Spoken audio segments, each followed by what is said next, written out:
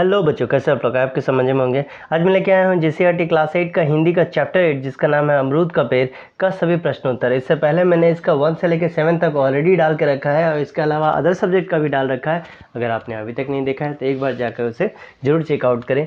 मैं लिंक आई बटन और डिस्क्रिप्शन दोनों में दे दूँगा। और हाँ, अगर चैनल पर नए हैं तो लाइक से सब्सक्राइब करके नोटिफिकेशन बेल को जरूर हिट कर दे ताकि हर नए वीडियो का नोटिफिकेशन आपको टाइम टू टाइम मिलता रहे। तो चलिए शुरू करते हैं।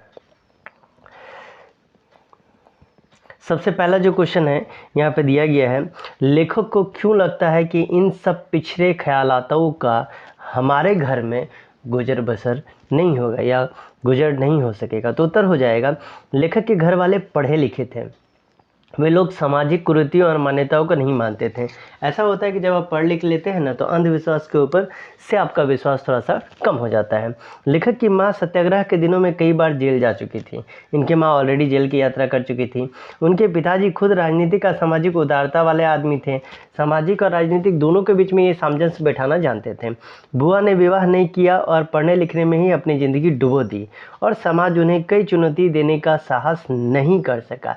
तो इस तरह से लेखक को लगता है कि इन सब पिछड़े ख्यालातों का उनके घर में गुजर बसर नहीं हो पाएगा।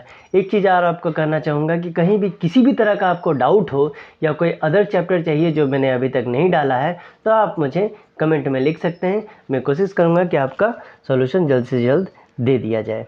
चलिए बढ़ते हैं नेक्स्ट क्वेश्चन की तरफ। वो है नंबर 2 नंबर में है, अमरूद के पेड़ की छाया किस प्रकार लेखक को उनके भाई बहनों के साथ जोड़ती है। तो उत्तर हो जाएगा, अमरूद के पेड़ की छाया में बेत की कुर्सियों में बैठकर लेखक अपने भाई बहनों के साथ चर्चा करते थे, जिससे उनके बीच उम्र का फ़र्क मिट जाता था।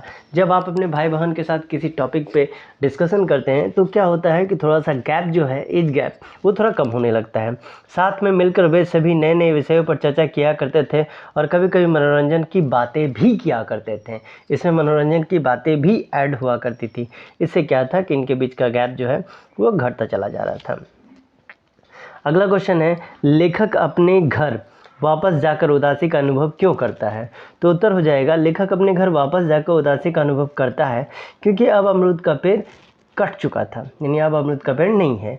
और जब लेखक उसके भाई बहन के ज़िंदगी बुलंदी की ओर बढ़ रहे थे तब लेखक की माँ को रूढ़ी और अशुभ के भाई ने पराजित कर दिया था। जब ये लोग अपने चरम पे थे उसी समय देखने में आया कि इनकी माँ को ऐसा लग रहा था कि इनके बच्चे जो हैं वो धीरे धीरे अशुभ की ओर बढ़ रहे हैं। चौथा नंबर क्वेश्चन है, लेखक की माँ अमरूद के पेड़ लगे रहने का क्या दुष्परिणाम मानती थी। तो उत्तर हो जाएगा, लेखक की माँ का मन यह मान बैठा था कि बड़ी बहू की अलगाव भावना, सबसे छोटे का निठल्लापन, खुद उनकी बीमारी और लोगों को धंधे से बिखर जाना और कुछ नहीं बल्कि बहुत दिनों तक दरवाजे पर उसी अमरूद के पेड़ के लगे रहने का दुष्परिणाम है, जिसे काफ़ी पहले ही लोगों ने अशुभ माना था।